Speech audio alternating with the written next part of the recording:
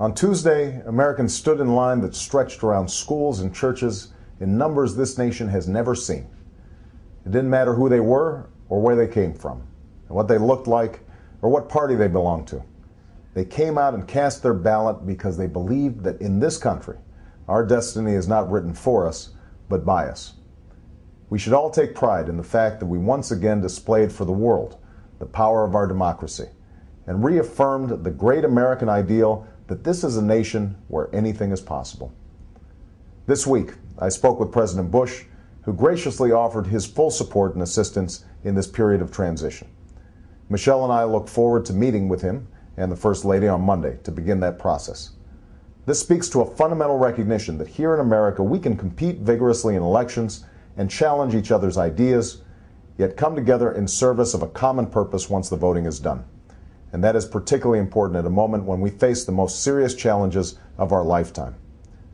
Yesterday, we woke up to more sobering news about the state of our economy. The 240,000 jobs lost in October marks the 10th consecutive month that our economy has shed jobs. In total, we've lost nearly 1.2 million jobs this year, and more than 10 million Americans are now unemployed. Tens of millions of families are struggling to figure out how to pay the bills and stay in their homes. Their stories are an urgent reminder that we are facing the greatest economic challenge of our lifetime, and we must act swiftly to resolve them. In the wake of these disturbing reports, I met with members of my Transition Economic Advisory Board, who will help guide the work of my transition team in developing a strong set of policies to respond to this crisis. While we must recognize that we only have one president at a time and that President Bush is the leader of our government, I want to ensure that we hit the ground running on January 20th because we don't have a moment to lose. We discussed several of the most immediate challenges facing our economy and key priorities on which to focus in the days and weeks ahead to ease the credit crisis, help hardworking families, and restore growth and prosperity. First, we need a rescue plan for the middle class that invests in immediate efforts to create jobs and provides relief to families that are watching their paychecks shrink and their life savings disappear.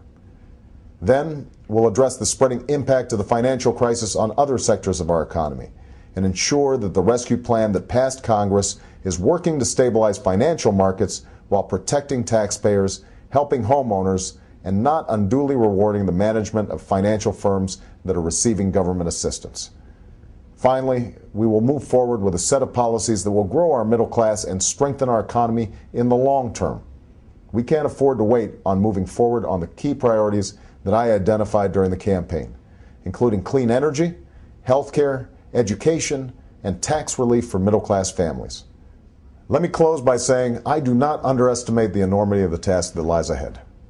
We've taken some major actions to date, and we will need further actions during this transition and subsequent months. Some of those choices will be difficult, but America is a strong and resilient country.